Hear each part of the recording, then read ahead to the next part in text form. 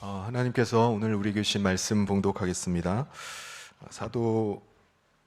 사도행전 20장 13절부터 24절까지 말씀입니다.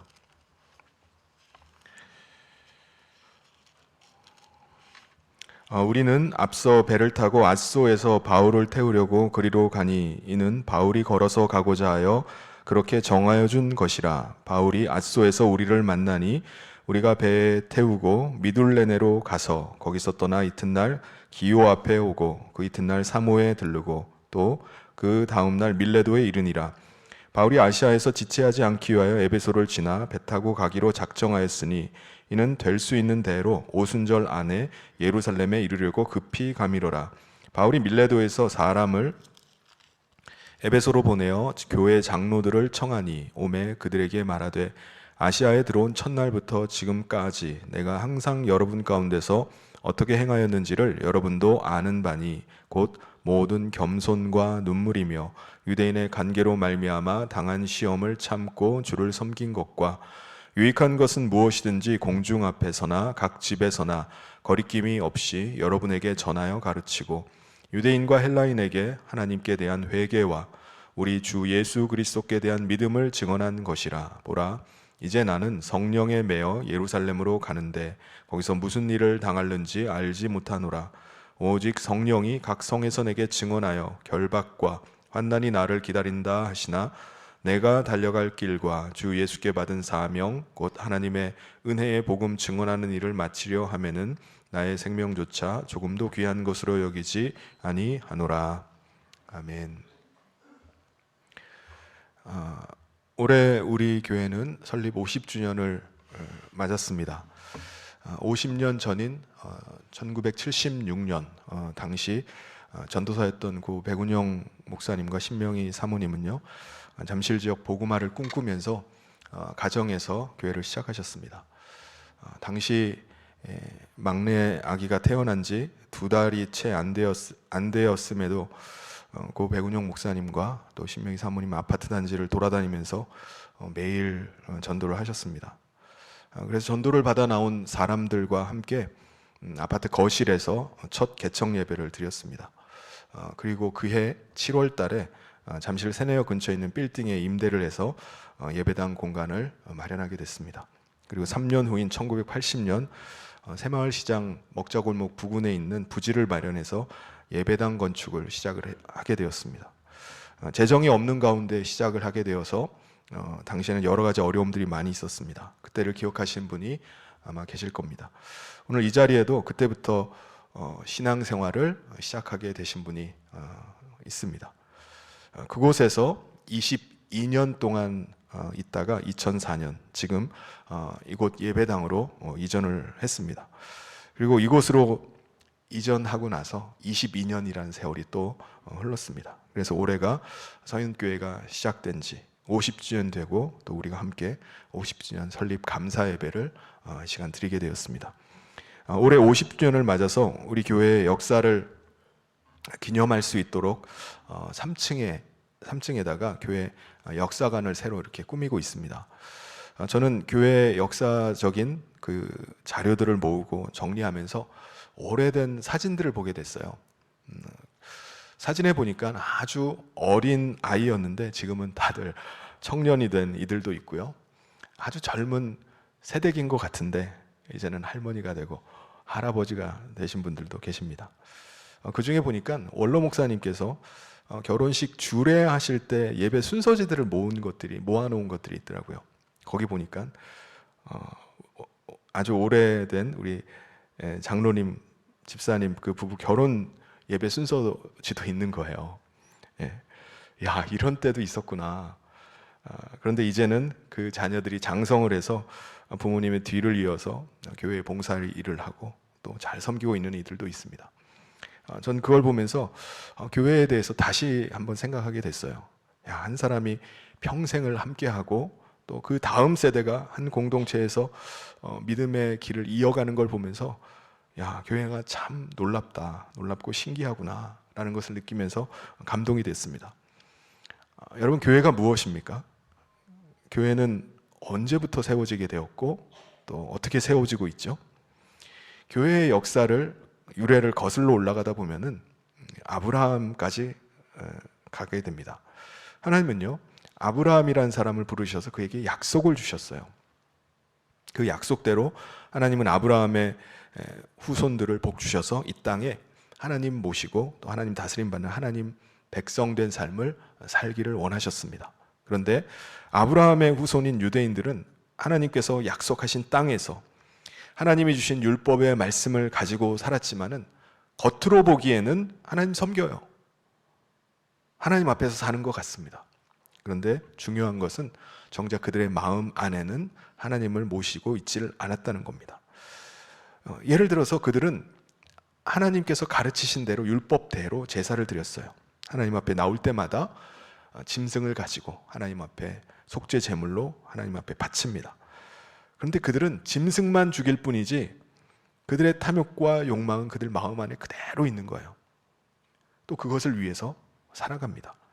더군다나 그들은 하나님께 바치는 제물조차도 아까워서 병든 거, 흠이 있는 것들을 드렸습니다. 그러니까 겉으로는 하나님 백성이라고 말하지만은 실상은 하나님을 무시하고 멸시하고 있었던 겁니다. 하나님께서는 그런 유대인들을 잘 아셨어요. 그래서 그들에 대한 실망, 그들에 대한 불쾌한 마음을 이렇게 표현하십니다. 말라기 2장 3절에 보라, 내가 너희 자손을 견책할 것이요 똥, 곧 너희 절기에 희생의 똥을 너희 얼굴에 바를 것이라. 너희가 그것과 함께 제하여 버림을 당하리라. 하나님께 바치는 그 제물, 짐승의 똥을 그들의 얼굴에다가 발라버리겠다는 겁니다. 하나님께서는요, 그때부터 더 이상 유대인들에게 말씀하지 않으셨어요. 말라기 선지자가 마지막이었습니다. 말라기 선지자부터 세례 요한, 선지자로 마지막 선지자였던 세례 요한이 나올 때까지 400년 동안의 침묵 기간이 있었어요. 그 기간을 신구약 중간기라고 합니다. 하나님은 그동안 계속 하나님의 백성들을 찾으시고 계속 부르셨습니다.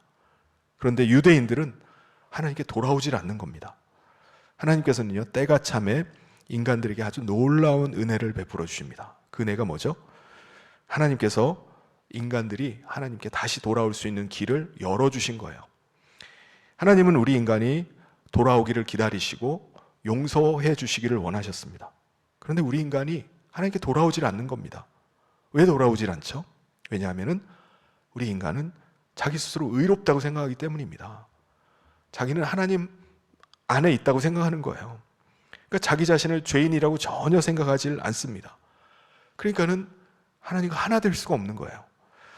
우리 하나님은 우리 인간을, 떠나간 인간을, 떠나 있는 인간을 다시 용서해 주시고 다시 받아주길 원하는데 정작 인간은 용서를 안 구하는 겁니다. 용납하심을 구하지 않는 거예요. 여러분, 누군가가 자기 잘못을 진정으로 뉘우치고 용서를 구하면 상대방이 어떻게 하죠? 용서를 합니다. 그런데 종종 자기가 잘못한 걸 알아요. 알매도 불구하고 용서를 구하지 않는 사람들도 있습니다. 뭐 이유가 있겠죠. 혼나면 어떡하지? 그 두려움 때문일 수도 있겠지만은 자존심이 허락하지 않기 때문에 그걸 하지 않는 사람들도 있어요. 자기 잘못했다고 말하기가 싫은 겁니다. 그냥 미안합니다. 죄송합니다. 제가 잘못 생각했습니다. 죄송합니다. 말 한마디만 하면 될 것을 자기 잘못을 숨기는 거예요. 버티고 뭉개버리는 겁니다. 그게 화해가 일어나질 않고 관계가 멀어지고 깨져버리기도 합니다. 문제는요, 모든 인간들이 다 그렇게 하나님께 하는 거예요. 그런데 우리 인간이 할 수 없는 그것을 하나님의 아들이신 예수님께서 대신하셨습니다. 이 땅에 우리 인간의 몸과 똑같은 육체를 입고 오신 예수님은요, 십자가에서 어린 양 제물로 죽으셨어요. 우리 인간이 죽어야 되는 자리에서 예수님께서 대신 죽으심으로 하나님께 용서를 구하신 겁니다. 하나님 앞에 용납을 구한 거예요. 하나님은 그 아들의 피를 보시고 우리 인간의 죄를 용서해 주셨습니다.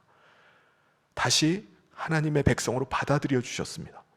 인간이 하나님 안에 거하게 하시고 하나님과 다시 하나 되게 해주신 겁니다. 여러분, 우리 인간이 하나님과 함께하고 있다는 증거가 뭐죠? 바로 보혜사 성령님을 우리 가운데 보내주시는 겁니다. 보혜사 성령님을 통해서 그 사람 마음에 예수님을 모시고 하나님 나라에 속한 자가 되는 겁니다. 대속의 은혜를 믿음으로 이 성령이 처음 임하게 된 것이 2000년 전이에요. 오순절날 마가의 다락방에 있던 제자들과 성도들 120명에게 보혜사 성령님이 처음으로 임하시게 됐습니다.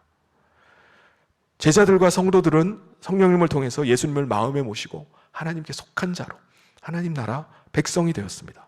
그들은요, 자신들 안에 임하신 성령님을 통해서 예수님의 음성을 듣게 되고 예수님의 인도함을 받아서 살기를 시작한 거예요.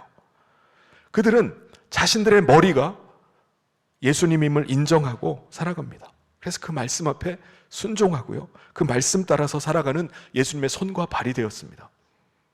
예수님을 머리로 삼고 예수님의 몸이 되어서 살아가는 사람이 한 사람 한 사람 모이면서 함께 하나님을 섬기고 함께 하나님을 예배하는 사람들이 되었어요.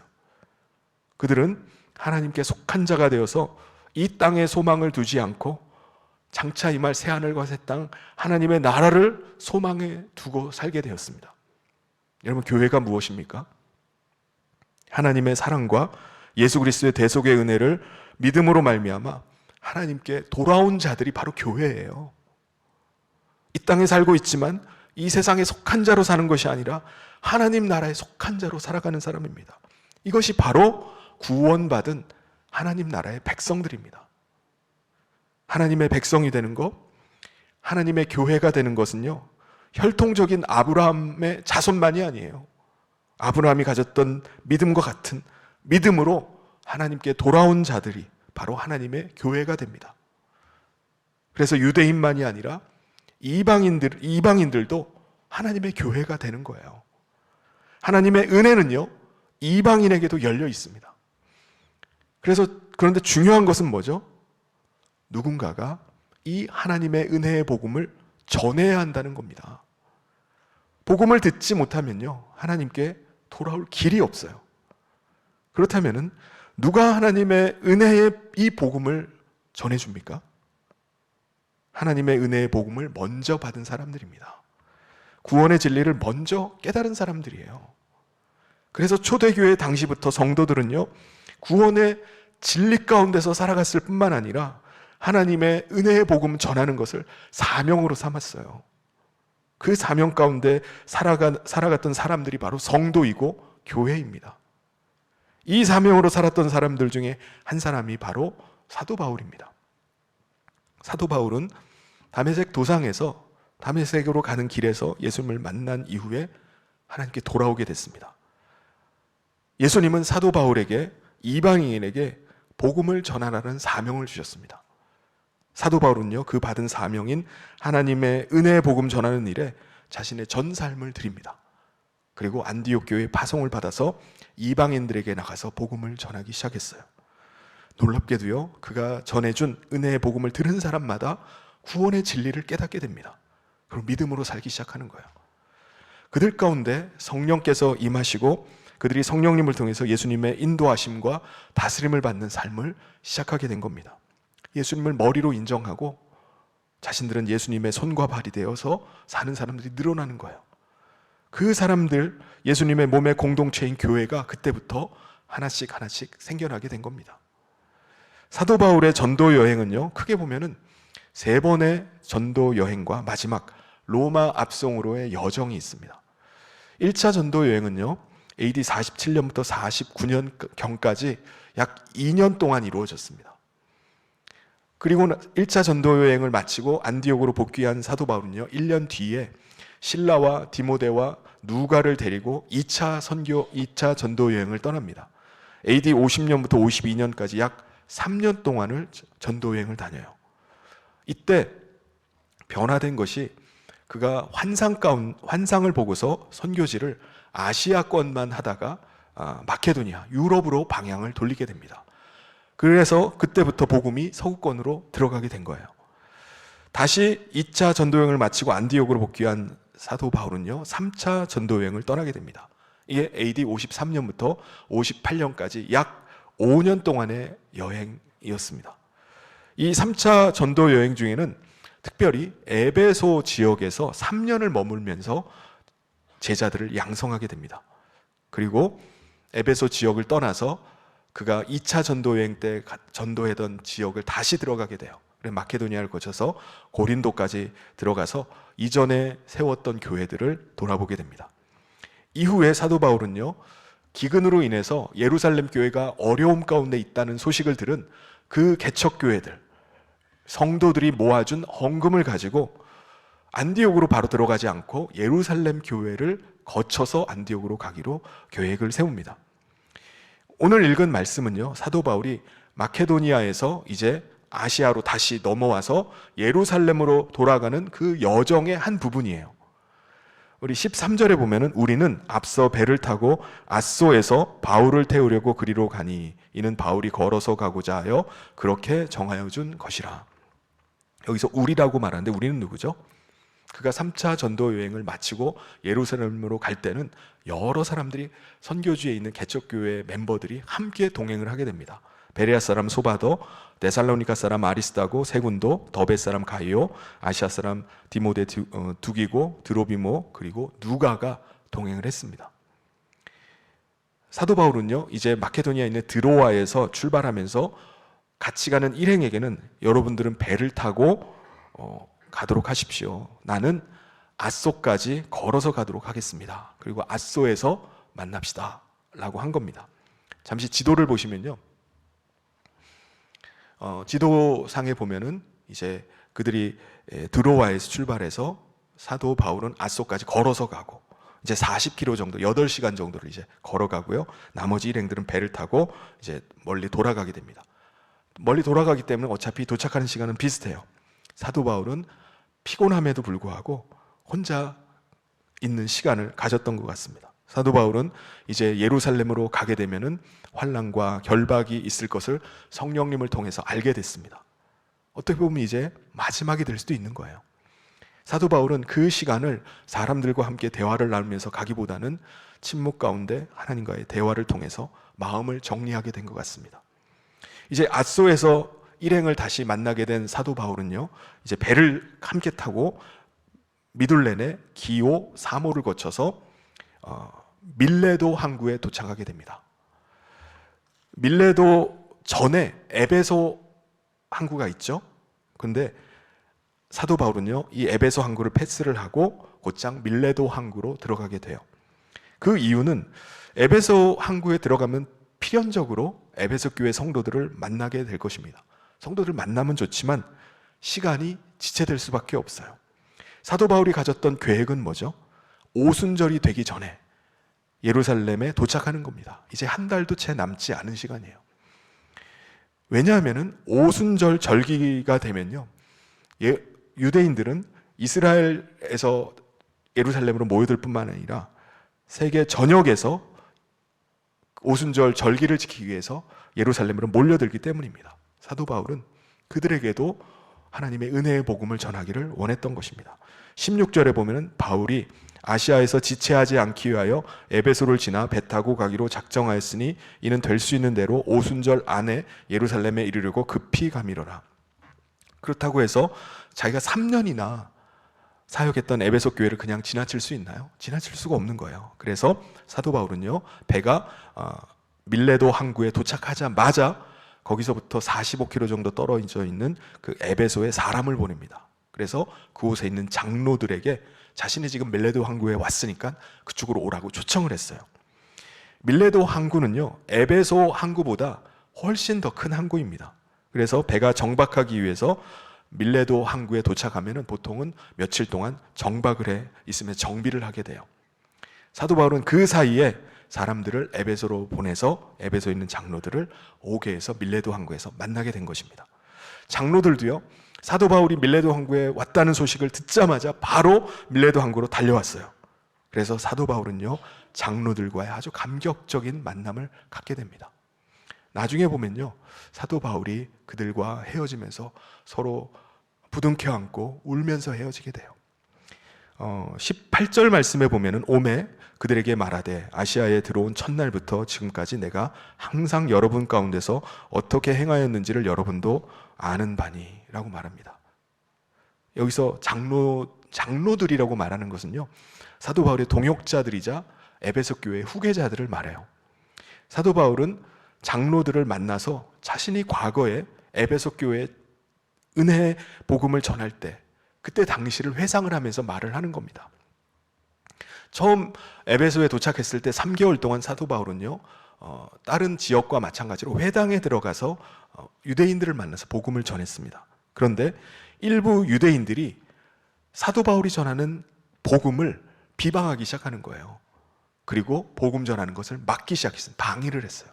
그래서 사도 바울은 그 회당을 나와서 두란노 서원이라는 곳으로 가서 만 2년 동안을 날마다 하나님의 은혜의 복음을 전하기 시작했던 것입니다.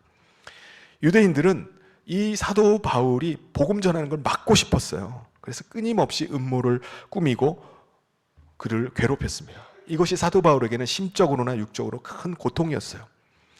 에베소 지역에서의 사역이 이제 무르익고 절정에 이르렀을 때 사도 바울이 사람들에게 말합니다.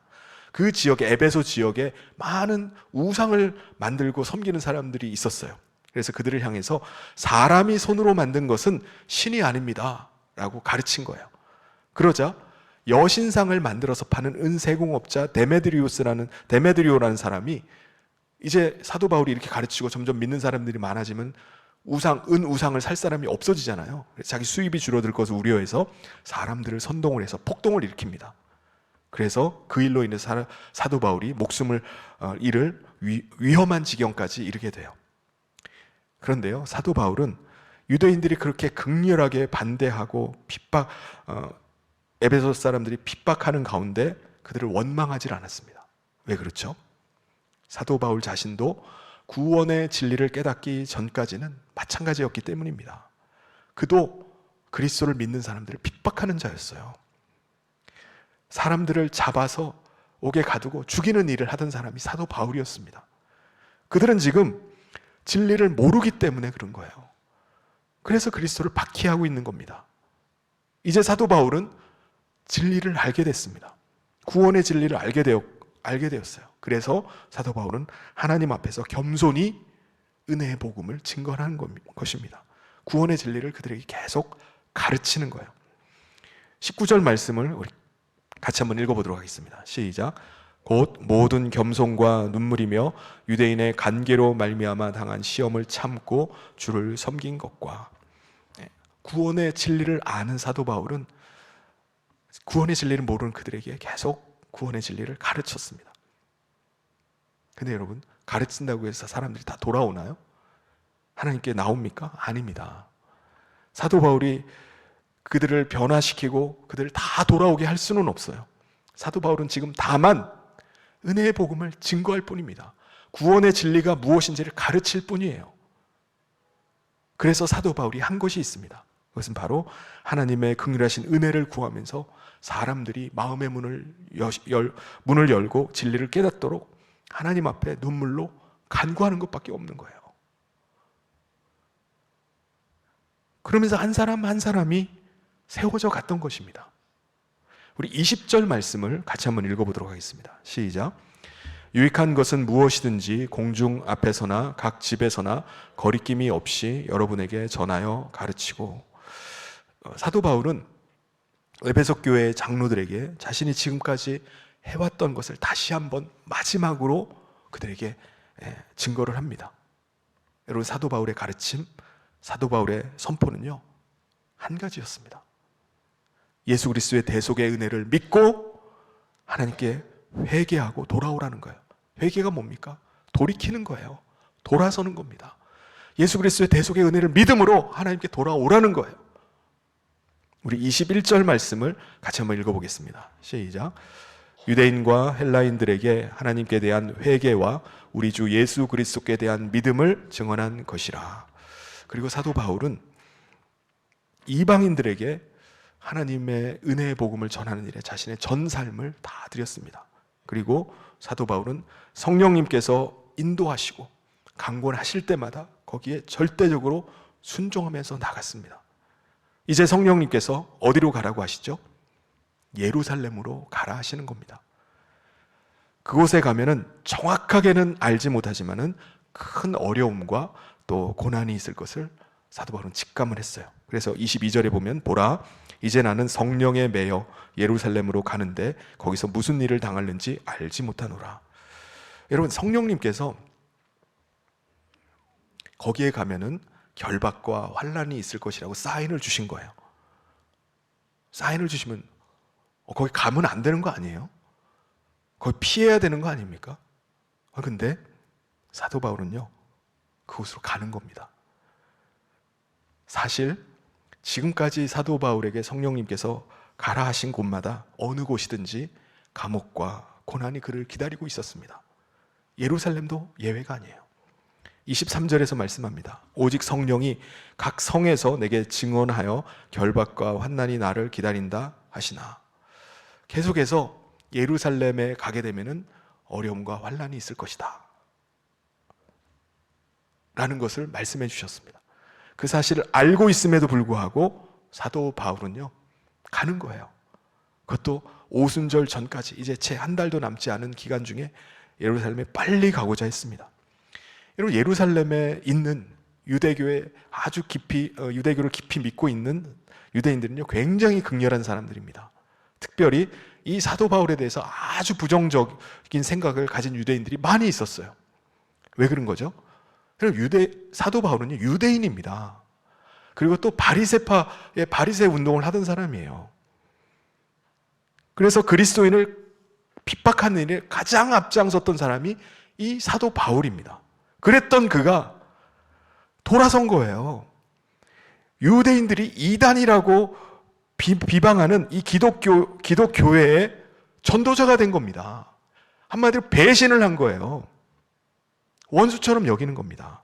이런 상황을 잘 알고 있는 사도 바울도요, 그럼에도 불구하고 오순절 전에 예루살렘으로 들어가기를 원했습니다. 사도 바울이 예루살렘 교회에 가서 헌금을 전달해야 되는 일도 있지만 예루살렘 교회에 모여든 사람들에게 은혜의 복음을 전하고자 하는 거예요.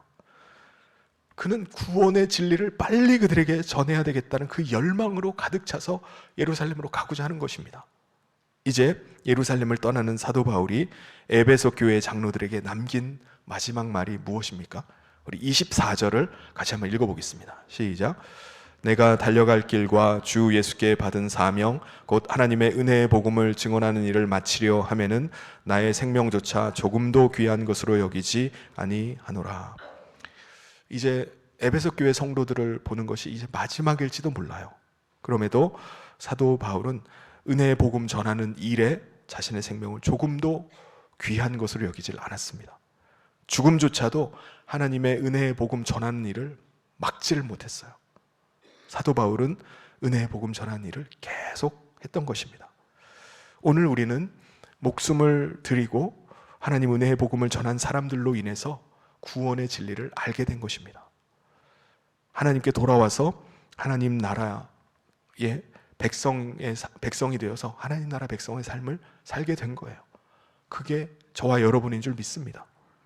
교회 설립 50주년을 맞은 우리 모두가 다 우리의 마음을 새롭게 하길 원합니다. 은혜의 복음을 전한 자들이 복음 증거의 사명을 위해서 자신의 목숨조차 아까워하지 않고 달렸던 것처럼 오늘 우리도 그 사명을 위해서 달려갑시다. 앞으로 60주년, 70주년을 함께 맞지는 못하고 먼저 갈 수도 있어요. 먼저 하나님의 부르심을 받는 분들도 계실 것입니다. 그런데 사도 바울이 목숨을 다하여서 주께 받은 사명을 위해서 달려갔던 것처럼 우리의 목숨이 다하는 날까지 하나님의 은혜의 복음을 전합시다. 구원의 진리를 믿고 믿음으로 함께 살아갑시다. 올로 목사님도 오늘 이 자리에 50주년을 함께 하면 좋았을 텐데 먼저 하나님의 부르심을 받으셨습니다. 올로 목사님 은퇴 이후에도 사모님과 함께 선교사로 미얀마에 들어가셔서 신학교를 세우고 많은 미얀마 사람들을 하나님께 돌아오게 하는 일을 하셨습니다. 거동이 불편해지셔서 주간 보호센터에 나가실 때에도 그곳에서도 간병인들을 만날 때마다 만나는 노인분들에게 계속 전도를 하셨어요. 입원하셔서 침상에서 전도와 선교를 하라는 그 말씀이 마지막 유언이 되어버렸습니다. 그것뿐만이 아니죠. 오늘 우리 교회 성도들을 보면은 부성전 지하 기도실에 모여서 철야하면서 기도하는 성도님들이 많이 계셨습니다. 그 기도의 열매들로 인해서 오늘 우리까지도 복음이 전달된 것입니다. 그분들이 한 마음이 되어서 서로를 사랑하고 섬기면서 헌신하는 가운데 주께 돌아오는 분들이 있었어요. 제가 듣기로는 우리 김광남 장로님 그 아버님 장례식 때에도 성도님들이 사랑의 위로와 섬김의 감동을 받으셔서 그때 처음 교회에 나오셨다고 얘기를 들었습니다. 하나님께 돌아와서 처음으로 신앙생활을 시작하신 거예요. 나중에는 장로로 세움받고 잘 섬기시다가 지금 이제 은퇴를 하셨습니다. 아기 학교는 어땠습니까? 아기 학교를 열었을 때 그 아기 학교를 통해서 많은 아기 엄마들이 우리 교회에 나오게 됐습니다. 그 아기 학교가 그냥 이루어지나요? 아니에요. 수많은 분들의 수고와 섬김, 헌신도 있었습니다. 교사로 섬기고 주방 봉사로 섬기고 사진을 찍고 운전을 하고 많은 분들이 섬겼어요.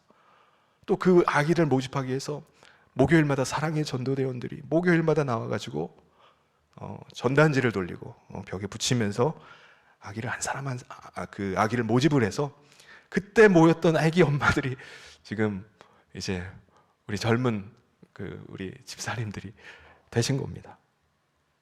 그래서 직분을 받고 헌신하는 일꾼으로 오늘 이 자리에 함께 예배를 드리고 계신 겁니다.